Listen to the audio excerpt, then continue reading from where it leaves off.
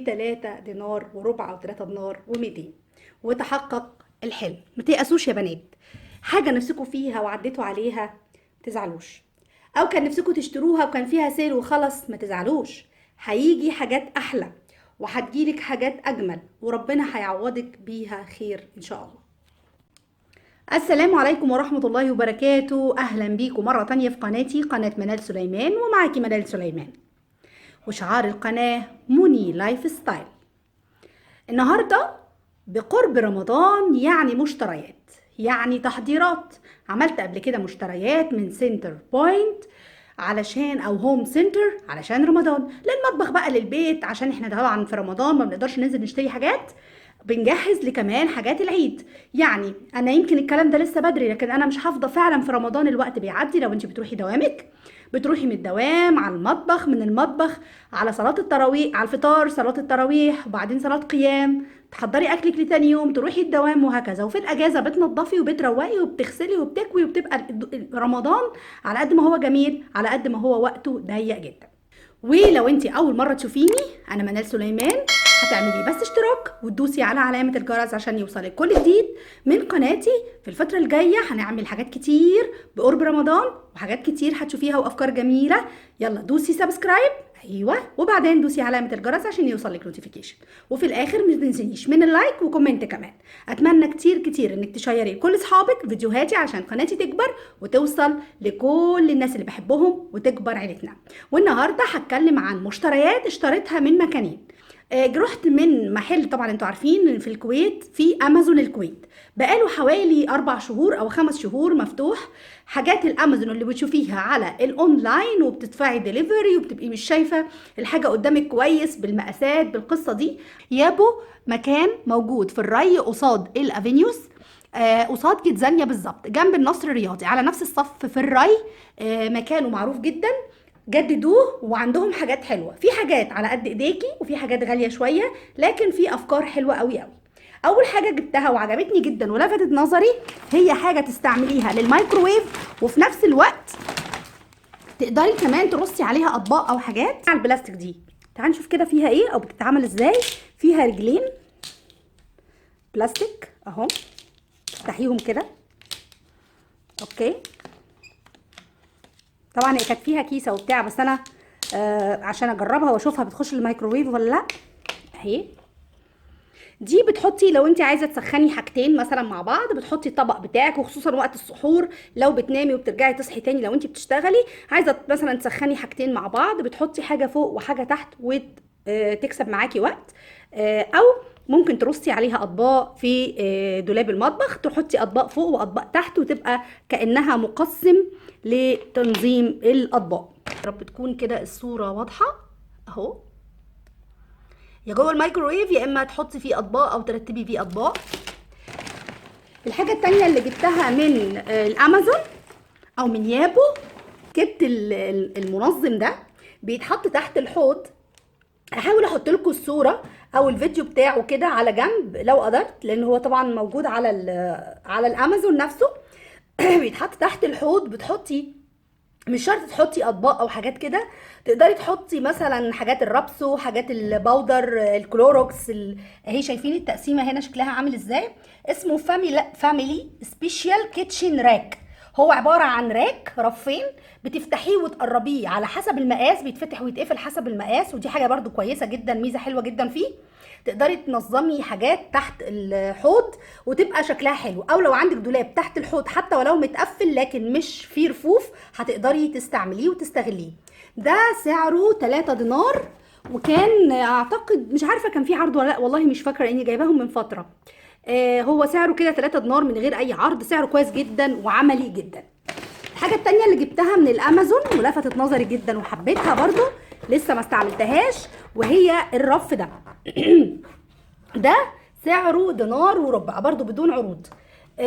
ده يا ستي برضو لو قدرت احط لكم الفيديو، بيتفتح ويتقفل على حسب ما انت عايزاه. يعني انت لو عندك دولاب للاطفال وعندك مثلا شماعات فوق ومفيش رفوف تحت، هتنزلي بيه تحت شويه وتقدري تعملي بيه رف وتعلقي مثلا لطفلك التاني، او تعلقي فيه حاجات او تخزني عليه حاجات. ده رف للدولاب، عايزه تحطيه للرف في المطبخ لو عندك مثلا رف كبير، او مكان مساحه واسعه عايزه تحطيه، بيتحط بين الضرفه كده، وهوريها لكم ان شاء الله لما اركبها في الدولاب. وده سعره دينار وربع، عباره عن ستانلس بيتفتح ويتقفل عامل زي السوسته كده، وبيتركب في الدولاب زي ما انتم شايفين. والعواميد اللي فيه ممكن تعلقي فيه الشماعات، وفي نفس الوقت تشيلي فوقه فوط او حاجات تطبقيها. حاجات الامازون كمان اللي جبتها عايزه اوريها لكم على الطبيعه. وهي الحاجه التانية اللي جبتها ومعرفش انت موجوده هنا في الكويت ولا لا، انا قعدت دورت كتير عليها. البورد دي بتتلزق، عارفين زي الحاجات اللي في مصر بتتلزق على البوتاجاز، نفس الفكره اللي بتتلزق على البوتاجاز، بس دي كمان بتتحط على السيراميك او على الحيطه فوق البوتاجاز، على سيراميك المطبخ، او على فكره ممكن تتحط كمان في الغرف. هي عباره عن مربع كده، مش عارفه 70 في 70 يمكن، يعني 90 في 60، هو كده 90 في 60، يعني متر الا 10 سم في 60. ادي الاشكال بتاعته. دي ب 750 فلس. تقدري طبعا تحطيها فتره طويله على البوتاجاز، على ظهر البوتاجاز، او تحطيها على التلاجة، او تحطيها في غرفه الولاد. فيها اشكال حلوه جدا. انا جبت اللي فيها الحله دي مع البراد اهي، جبت الرسمه اللي هي دي كده ب 750 فلس. الحاجه التانية اللي جبتها من الامازون العلاقه دي يعني مثلا اهي، دي بحوالي يمكن ربع دينار او 200 فلس مش فاكره. هي عباره عن، عشان اوضحها لكم بس، شايفين الصوره عامله ازاي؟ بتعلقيها يا اما في دولاب المطبخ، في دولاب الولاد، في دولابك من فوق على الضرفه من فوق بتتعلق، وفيها ايد. الايد دي تعالي اوريها لكم كده، ادي الفكره بتاعتها. فيها ايد كده زي ما انتم شايفين، بتتعلق من هنا على بتتعلق من هنا على الباب او على الضرفه، وبعدين بتحطي انت بقى الشماعات على الثلاث فتحات دول وعلى اللي هي اللي تحتيها. تقدري بقى مثلا لو كويتي فستان، عبايه، عايزه تنزلي بيها تاني يوم، ما تحطهاش جوه الدولاب، لان ساعات الدولاب بيكسر الحاجه لو مثلا فيها ملابس كتير، فبتعلقيها وتكون ريدي. دي الورقه اللي علقتها على التلاجة، جبت منها نوعين او شكلين، علقت واحده منهم، دي هتفضل على التلاجة، اعتقدش انها هتتغير الا بقى لو زهقتي منها مثلا. ودي الحاجه الثالثه او الرابعه او الخامسه اللي جبتها من الامازون، حلوه جدا وعمليه جدا. هي بتتلزق في الحيطه او في السيراميك كده باللزق زي ما انتم شايفين اهي، وفيها الفتحات دي بتحطي عليها المكنسه والجاروف بتاعك والمساحه، بحيث ما تاخدش مكان.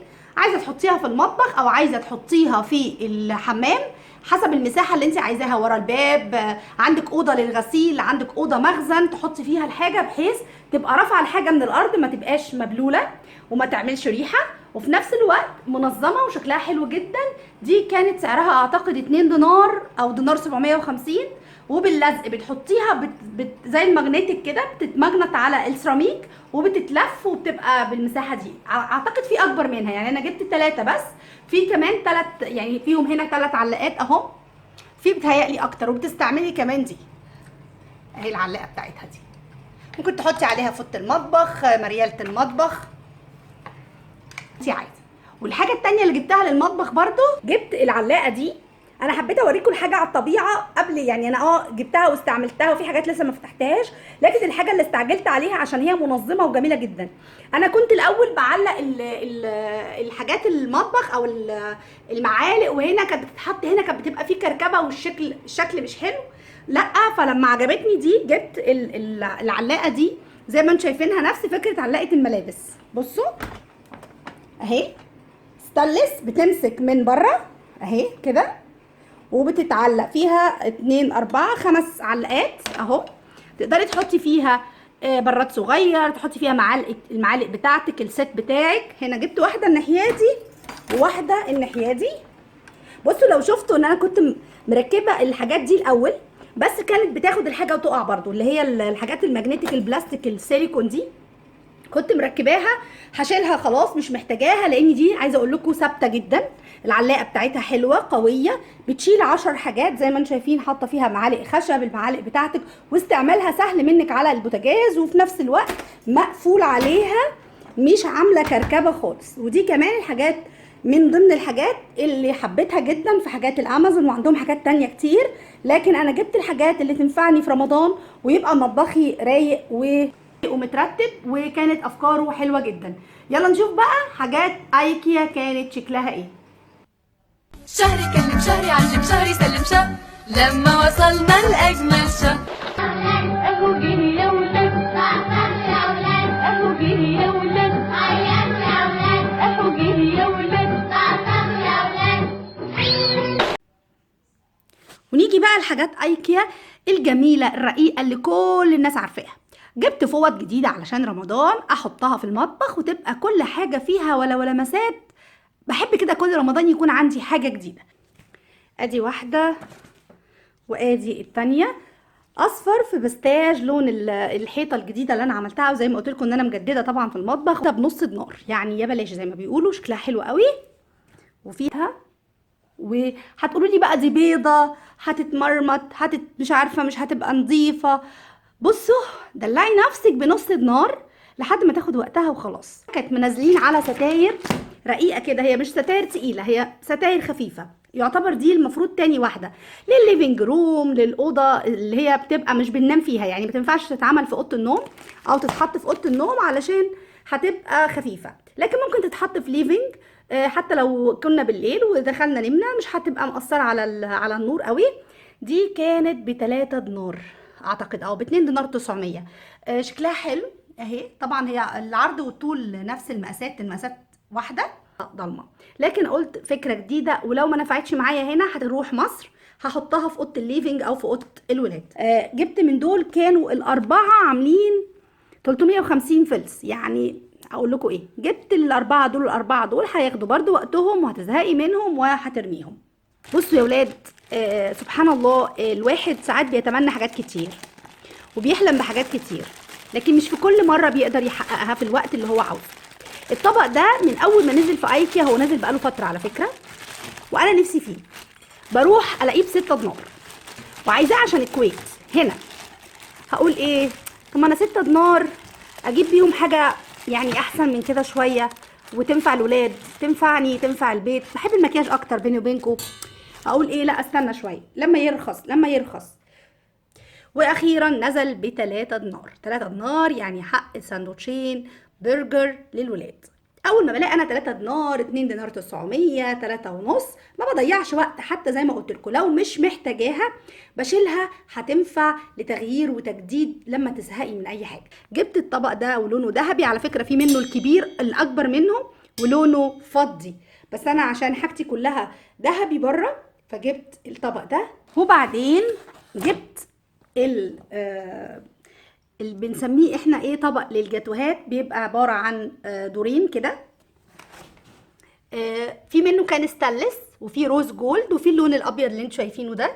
تقدري تحطي فيه فاكهة، هو دورين تقدري تحطي فيه جاتو لو عندك حد، او في رمضان لو انت عاملة مثلا قطايف، عامله كنافه، عندك كذا طبق حلويات، بدل ما تحطي وترصي كذا طبق جنب بعض هتحطي حاجه واحده مش هتاخد منك مساحه، وهتحطي دورين ورا بعض. دي كانت سعرها يمكن 9 دينار 8 دينار وحاجه، نزلت لي 3 دينار برضو. وبعد كده جبت الكوبايات دي برضو من ايكيا. كان عندي مشكله في صينيه كنت شارياها لرمضان، هوريها لكم دلوقتي. لا هي موف على جراي. شوفوا شكل الكوبايه تحفه، بس انا كنت بدور على كوبايه القطر بتاعها من تحت الصغير، علشان كنت جايبه صينيه مكتوب عليها رمضان. هوريها لكم دلوقتي. كنت جايبه الصينيه دي، قالوا لي ان في منها كمان في مصر، بس ما اعرفش، انا بقالي سنين ما حضرتش رمضان في مصر.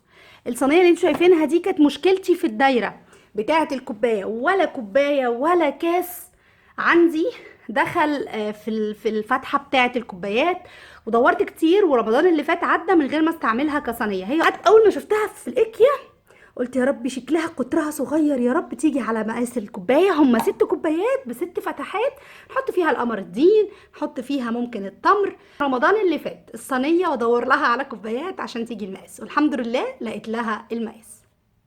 6 كوبايات دول بنص دينار. وجبت كمان الكوشيات دي، كانت نازله على نص دينار، شايفين شكلها، كان في منها المنقط وفي منها المقلم الابيض في الاسود، فقلت اجيبها لاوضه الليفنج. اوريدي اوضه الليفنج زي ما انتم شايفين هي على بنفسجي مع الديكور هتمشي. جبت لهم 3 كوشيات، هيبقى تغيير في العيد بقى وعليكم خير طبعا. وجبت الملايه دي كمان، كانت ب2 دينار ومقاسها كبير جدا، هي ما فيهاش استك من الجناب، انا بحب الملايه تبقى طويله وانزل شويه منها حبه على السرير. جبت الملايه دي، عجبني لونها قوي، شايفين؟ ما تعرفوش، لبني، تركواز، كحلي، حاجه كده جديده. ان شاء الله هفردها في العيد، افرشها في العيد. ومقاسها زي ما انتم شايفين مقاسها كبير، 240 في 260. ايكيا من الحاجات اللي ذوقها بموت فيه يعني. وده الحامل اللي جبته من ايكيا، الحامل ب 650، والكابس دي كانت بحوالي 350 الواحدة.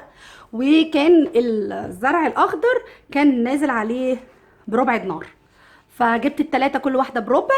والكب نفسها البلاستيكية كانت ب 350 فلس، وقلت احطها مع ديكور المطبخ لانه كله على اخضرات وبستجاب. وبكده اكون خلصت الفيديو بتاعي، ويا رب يكون عجبكم ومشترياتي تكون عجبتكم وساعدتكم قبل رمضان. وقبل ما ينتهي الفيديو ما تنسيش تحطي لي لايك وتكتبي لي كومنت، بحب كومنتاتكم قوي وبنتظرها كتير وبحبكم جدا.